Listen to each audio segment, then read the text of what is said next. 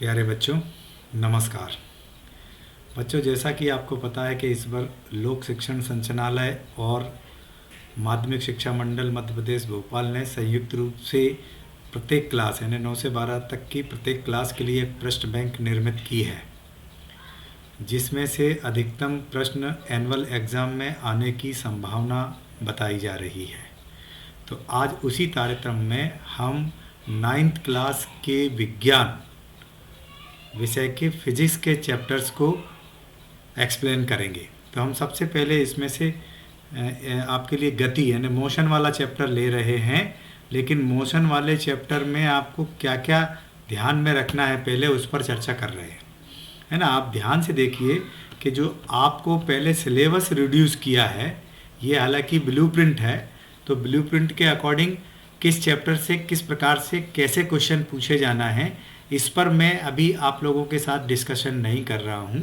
आप देख लीजिएगा, यदि नहीं भी समझ में आए तो कमेंट बॉक्स में आप ये लिख के बता दें कि सर ब्लूप्रिंट को एक्सप्लेन कर दीजिए, हमारी समझ में नहीं आ रहा है, तब मैं इसको एक्सप्लेन करूँगा। अन्यथा मैं सीधा आपका ये 8वें नंबर का चैप्टर गति मोशन इसको स्टार्ट करूँगा। लेकिन उसके पहले मैं आपको बता दूँ कि आपको इस गति वाले चैप्टर में से, मतलब आपका गति वाला जो चैप्टर है वो 8वां चैप्टर है बुक के अकॉर्डिंग, और इसमें से 8.4 के पहले तक का आपको पूछा जाना है।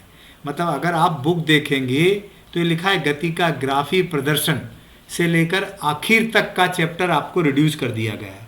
मतलब 8.1, 8.2 और 8.3 हेडिंग आपको पढ़ना है, उसके बाद आपको कुछ भी नहीं पढ़ना है। That means equation of motion है, सर्कुलर मोशन है, ग्राफिकल रिप्रेजेंटेशन है, ये कुछ भी नहीं पढ़ना है आपको। 8.4 तक का ही आपको पढ़ना है। तो चलिए अपन लोग चलते हैं पहले, सबसे पहले आपके 8वें चैप्टर पर, और 8वें चैप्टर पर चलकर अपन डिस्कशन करते हैं कि किस प्रकार से आपको 8वें चैप्टर में अपने आप को तैयार करना है। तो ये आपका 8वें नंबर का चैप्टर आ गया है। ब्लूप्रिंट के अकॉर्डिंग अगर देखें तो इसमें आपको ये देखिए कुल 5 मार्क्स के क्वेश्चन पूछे जाना है, कुल 5 मार्क्स के। इसमें से 1 अंक के, देखो ये 1 नंबर का, इसमें एक वस्तुनिष्ठ प्रश्न का मतलब हुआ ओटी ऑब्जेक्टिव क्वेश्चन पूछा जाएगा, तथा 2 मार्क्स के 2 प्रश्न पूछे जाएंगे। मतलब 1 ओटी आएगा और 2 मार्क्स के 2 क्वेश्चन आएंगे। तो आपको 2 मार्क्स के क्वेश्चन पे ज़्यादा ध्यान देना रहेगा। कैसा देना रहेगा अपन उसको डिस्कशन कर रहे हैं। हिंदी और अंग्रेजी मीडियम के बच्चे इसी को देखें, या तो मैं हिंदी में बोलूँगा इंग्लिश में लिखूँगा, या इंग्लिश में बोलूँगा और हिंदी में लिखूँगा। तो आप इस हिसाब से देखते चलिए। तो सबसे पहले मैं स्टार्ट कर रहा हूँ आप लोगों के लिए। क्वेश्चन है सही विकल्प का चयन कीजिए। दैट मीन्स अपने को fill in the blanks complete करना है। यदि कोई वस्तु समय के सापेक्ष अपनी स्थिति बदल रही है तो उसे मैं कहा जाता है। ठीक है, हिंदी में अपन कह देंगे अगर समय के सापेक्ष कोई वस्तु अपनी स्थिति में परिवर्तन करती है तो वो गति में कही जाती है, गति में।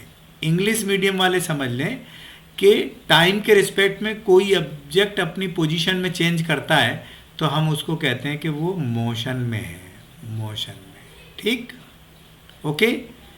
प्रति इकाई समय में चली गई दूरी क्या कहलाती है? चाल कहलाती है ना। आप लोगों ने पढ़ा है चाल बराबर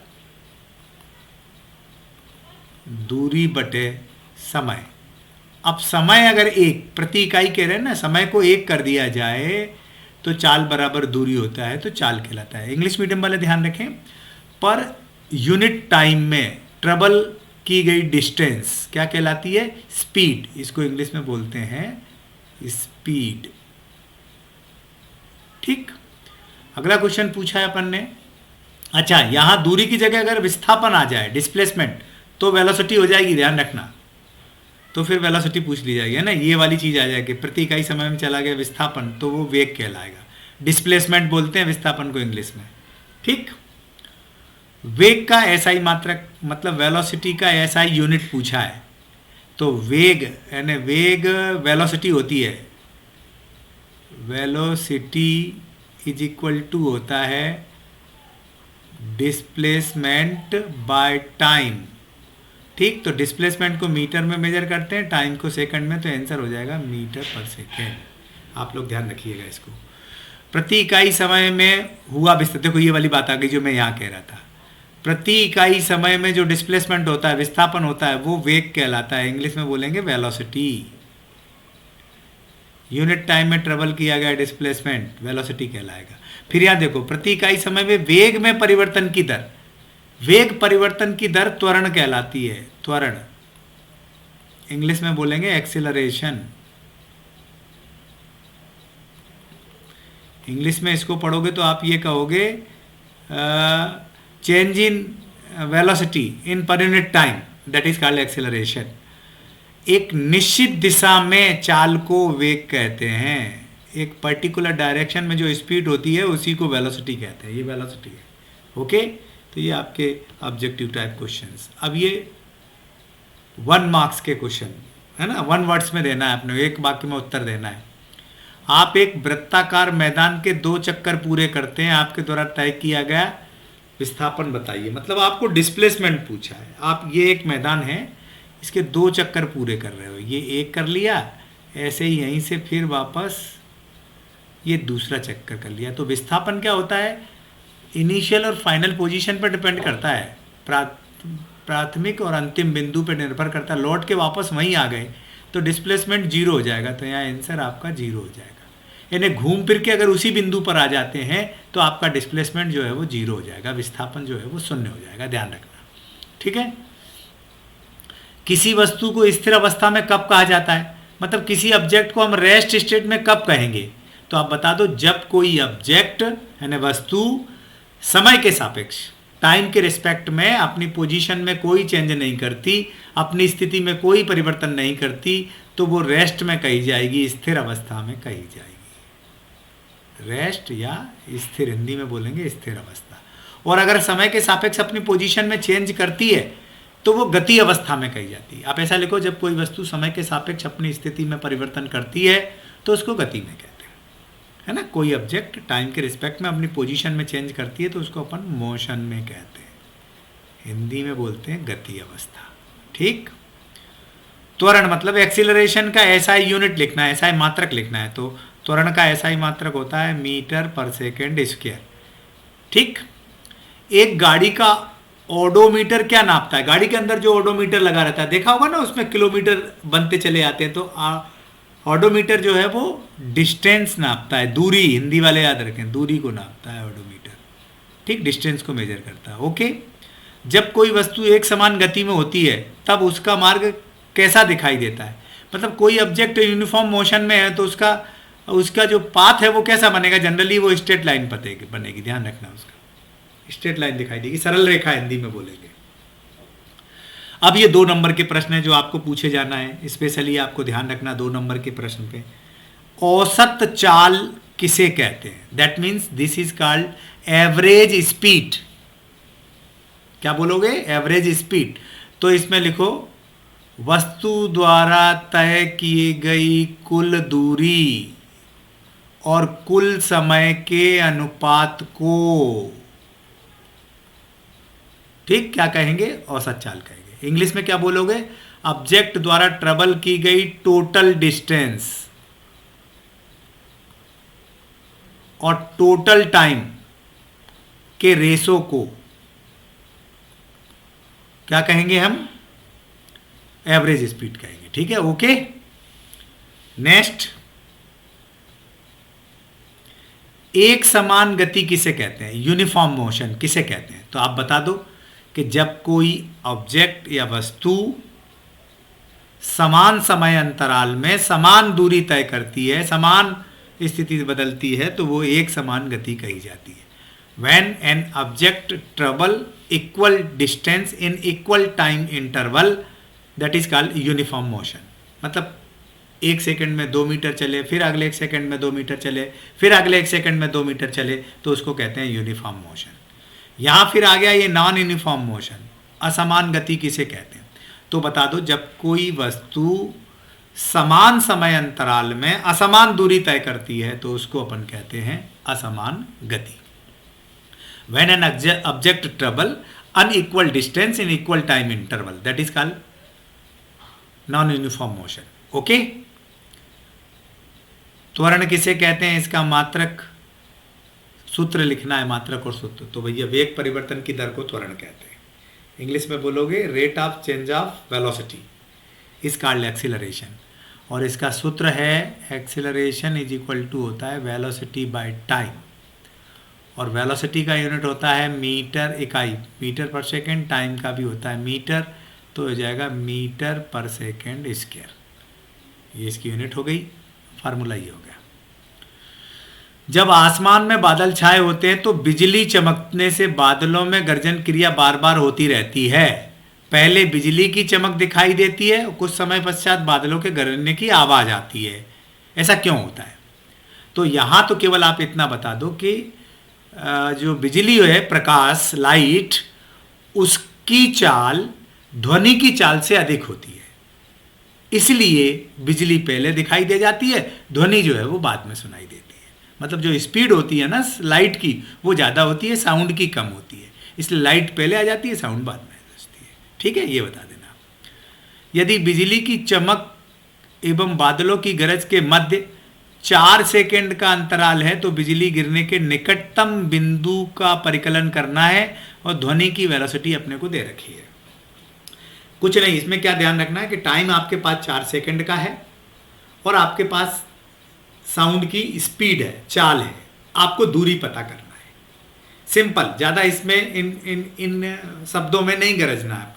तो आप तो लिख दो, दिया गया है t इज इक्वल टू दिया है आपको 4 सेकेंड, ये 4 सेकेंड, ठीक है। और चाल या स्पीड का हो v इज इक्वल टू दिया है आपको 346 मीटर। तो आपने एक फार्मूला पढ़ा है, स्पीड बराबर दूरी बटे समय, है ना। तो डिस्टेंस इज इक्वल टू हो जाएगा वेलोसिटी इनटू टाइम। वेलोसिटी आपके पास यहाँ पर कितनी दे रखी है देख लो, 346, और टाइम कितना है 4 सेकेंड, गुणा कर दो, 6 चौक 24, 7 की आई 2, 16 18, 8 की आई है 3 चौक 12, 1 13, जो 1384 मीटर है ना, 1384 मीटर, ये आ जाएगा आपका। ठीक है, क्या करना है, कुछ नहीं करना, दूरी बराबर हो जाएगा चाल गुणा समय। तो चाल ये दे रखी, समय ये दे रखा, मतलब डिस्टेंस इज इक्वल टू हो जाएगा स्पीड इनटू टाइम। तो बस केवल गुणा कर दो, 2 नंबर आपको मिल जाएंगे। ठीक इसी प्रकार से देखो, कोई एक ऑब्जेक्ट है जो 16 मीटर की दूरी 4 सेकेंड में तय कर रही है, फिर अगले 16 मीटर की दूरी 2 सेकेंड में तय कर रही है।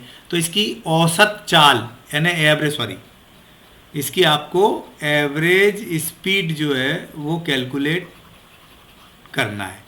ठीक है, क्या ध्यान रखना है आपको, डिस्टेंस दे रखी है, टाइम दे रखा है, तो औसत चाल मतलब एवरेज स्पीड। क्या फार्मूला है एवरेज स्पीड का, average speed is equal to होता है total distance by total time. तो टोटल डिस्टेंस कितनी हो रही है, 16 प्लस 16 32, 32। टाइम कितना हो रहा है, 4 और 2 6, लो भैया भाग दे दो, 6 50 30, 20 हो गए, 36 18 36, ये आंसर आ जाएगा आपका, ये औसत चाल आ जाएगी 5.33 मीटर पर सेकेंड।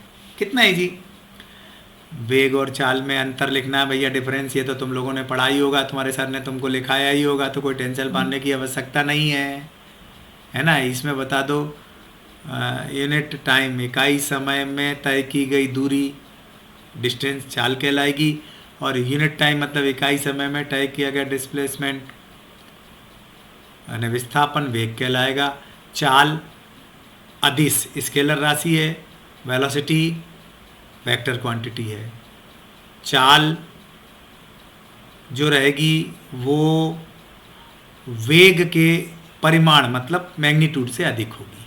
ठीक यही डिफरेंस आप यहाँ पे बता दो दूरी और विस्थापन में, यानी डिस्प्लेसमेंट और डिस्टेंस में आपको डिफरेंस लिखना है। तो डिस्टेंस क्या कहोगे, तय किए गए पथ की लंबाई, पाथ लेंथ, ट्रेवल किए गए पाथ लेंथ को दूरी कहते हैं।